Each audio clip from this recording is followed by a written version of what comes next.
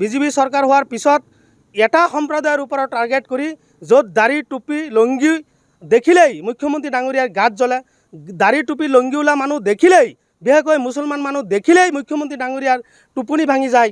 কিন্তু এনেকুৱা মুখ্যমন্ত্ৰী আৰু মুখ্যমন্ত্ৰীৰ যে আচল ৰূপ, মুখ্যমন্ত্ৰীৰ যে একপকীয়া ভূমিকা, সঁচা অৰ্থত আমি কোনো পৰ্যায় অসমৰ জনগণে আমি ভবা নাছিলোঁ যে মুখ্যমন্ত্ৰীৰ নেতৃত্বত আজি মুছলমানৰ মৌলিক অধিকাৰ আজি খৰ্ব হ'ব ধৰিছে। পুনৰ অসমত অমানৱীয়ভাৱে গণতান্ত্ৰিকভাৱে আজি উচ্ছেদ কাৰ্য আৰম্ভ কৰিছে। গতিকে আপোনালোকে জানে যে যেতিয়া অসম চৰকাৰ বা বিজেপি চৰকাৰ বিভিন্ন ক্ষেত্ৰত ব্যৰ্থ হয়, তেতিয়া কিন্তু বিশেষকৈ আমাৰ মুছলমানৰ ওপৰত কিবা না কিবা এটা তেওঁলোকে ইছ্যু ডাইভাৰ্ট কৰিবলৈ চেষ্টা কৰে, কিবা না কিবা আমাৰ সংখ্যালঘু মুছলমানৰ ওপৰত জাপি দিয়ে।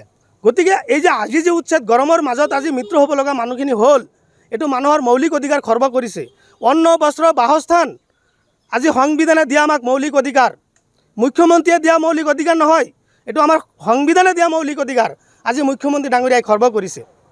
গতিকে মুখ্যমন্ত্ৰীৰ হিটলাৰী শাসনৰ বিৰুদ্ধে, এই চৰকাৰৰ এনেকুৱা একপকীয়া শাসনৰ বিৰুদ্ধে কিন্তু গণতান্ত্ৰিকভাৱে আমি অহা মাহত অৰ্থাৎ জুলাই মাহৰ শেষত কিন্তু হাজাৰ হাজাৰ ৰাজ্যৰ মুখ্যমন্ত্ৰী ডাঙৰীয়াই যদি নিৰপেক্ষ নহয়, ৰাজ্যৰ মুখ্যমন্ত্ৰী ডাঙৰীয়াই যদি কয় যে মই ধৰ্ম নিৰপেক্ষ নহয়, তেনেহ'লে ৰাজ্যত বাকী বিজেপিৰ নেতাসকলে যে কি ক'ব, বা বিজেপি চৰকাৰৰ নেতৃত্বত যে বিশেষ এটা সংখ্যালঘু সমাজ আজি বিভিন্ন মৌলিক অধিকাৰৰ পৰা খৰ্ব হ'ব ধৰিছে, এই কথাটো অসমৰ সংখ্যালঘু মুছলমানে কেতিয়াও বিজেপি চৰকাৰক ক্ষমা নকৰে।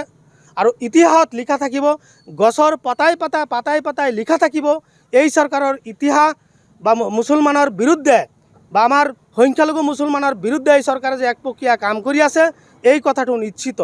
গতিকে আমি অসমৰ মাননীয় মুখ্যমন্ত্ৰী ডাঙৰীয়াক আমি আশা কৰিছোঁ, আমি কোনো পৰ্যায় ভবা নাছিলোঁ যে বিজেপি চৰকাৰ হোৱাৰ পিছত এটা সম্প্ৰদায়ৰ ওপৰত টাৰ্গেট কৰি য'ত দাড়ি টুপি লুংগি দেখিলেই মুখ্যমন্ত্ৰী ডাঙৰীয়াৰ গাত জ্বলে, দাড়ি টুপি লুংগিওলা মানুহ দেখিলেই, বিশেষকৈ মুছলমান মানুহ দেখিলেই মুখ্যমন্ত্ৰী ডাঙৰীয়াৰ টোপনি ভাঙি যায়।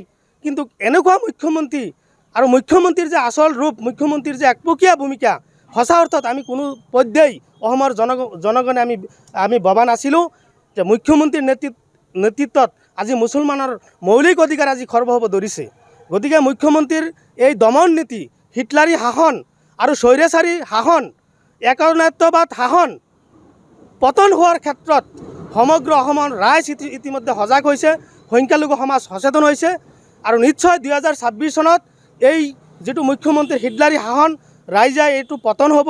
আৰু যেনেকৈ ৰাইজে বিজেপি চৰকাৰ আনিছিল, এনেকৈ ৰাইজে কিন্তু ভোটাৰৰ জৰিয়তে গণতান্ত্ৰিকভাৱে এই চৰকাৰ নিয়াই কৰাৰ কাৰণে কিন্তু 2026 চনত মানুহে কুণ্ঠাবোধ নকৰে। গতিকে এই যে আজি যে উচ্ছেদ, গৰমৰ মাজত আজি মৃত্যু হ'ব লগা মানুহখিনি হ'ল, এইটো মানুহৰ মৌলিক অধিকাৰ খৰ্ব কৰিছে।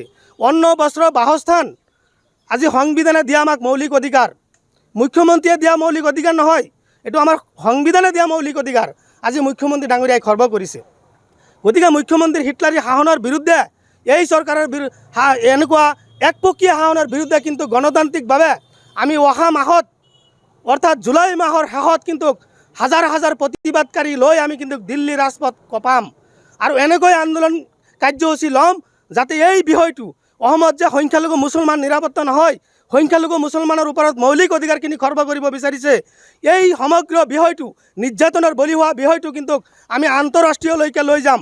আমি ৰাষ্ট্ৰীয়ভাৱে আমি গণতান্ত্ৰিক প্ৰতিবাদৰ জৰিয়তে আমি ৰাষ্ট্ৰীয় বিভিন্ন ৰাজ্যত বিভিন্ন ৰাজনৈতিক নেতাসকলৰ আমি কাণত কিন্তু আমি এই কথাখিনি আমি দৃষ্টিগোচৰ কৰিম।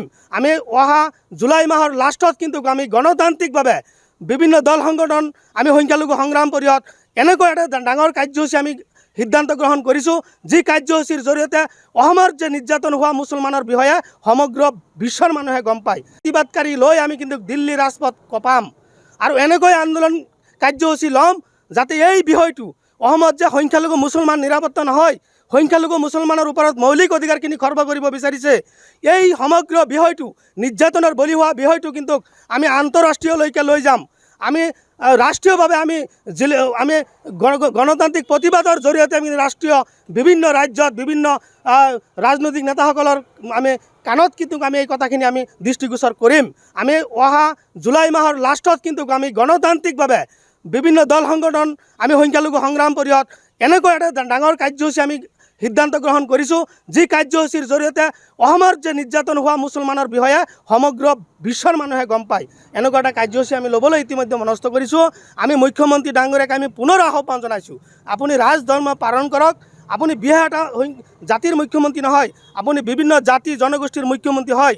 আপোনাক লৈ আমি দুখিত, আপোনাক লৈ আমি লজ্জাবোধ, আপোনাৰ বিষয়ে পৰিচয় দিয়াত আমি লজ্জাবোধ। গতিকে আমি মুছলমান হৈছোঁ কাৰণেই আপুনি বৰষুণৰ মাজত, আপুনি ৰ'দৰ মাজত, গৰমৰ মাজত আমাক যিকোনো সময়ত যিকোনো পৰিৱেশত যদি আপুনি উচ্ছেদ কৰি আমাক মৃত্যু হোৱাৰ ৰাস্তাত লৈ যা, এইটো কিন্তু অসমৰ সংখ্যালঘু মুছলমানে মানি নলয়। কাৰণ মৌলিক অধিকাৰ আমাৰো আছে, আমি জীয়াই থকাৰ অধিকাৰ আমাৰো আছে, আমি মুছলমান হ'ব পাৰোঁ। আৰু সেই বুলি অসমত জীয়াই থকাৰ অধিকাৰ যে মুখ্যমন্ত্ৰী ডাঙৰীয়াই কাঢ়ি লৈ যাব, ইয়াত কোনো পৰ্যায়ে অসমৰ জনসাধাৰণে কিন্তু মানি নলয়। মুখ্যমন্ত্ৰী কোৱাৰ মতেই যে সমগ্ৰ অসমত এনেকুৱাই হ'ব, আৰু এই কথাটো অসমৰ জনগণে কিন্তু মানি নলয়। গতিকে মুখ্যমন্ত্ৰী ডাঙৰীয়াক আমি আহ্বান জনাইছোঁ যে অনতি পলমে মুছলমানৰ ওপৰত অত্যাচাৰ, নিৰ্যাতন আৰু বিভিন্ন ধৰণৰ প্ৰক্ৰিয়া, মৌলিক অধিকাৰ খৰ্ব কৰাৰ যিটো প্ৰক্ৰিয়া, এই প্ৰক্ৰিয়া অনতি পলমে বন্ধ কৰক। অন্যথাই কিন্তু 2026 চনত আপুনি বিভিন্ন জাতি জনগোষ্ঠীৰ পৰাই আপুনি এইটো প্ৰত্যুত্তৰ পাব। ইতিমধ্যে সমগ্ৰ জাতি, সমগ্ৰ জনগোষ্ঠী কিন্তু আপোনাৰ বিৰুদ্ধে, আপোনাৰ স্বৈৰচাৰী শাসনৰ বিৰুদ্ধে কিন্তু ওলাই আহিছে, এই কথাটো নিশ্চিত।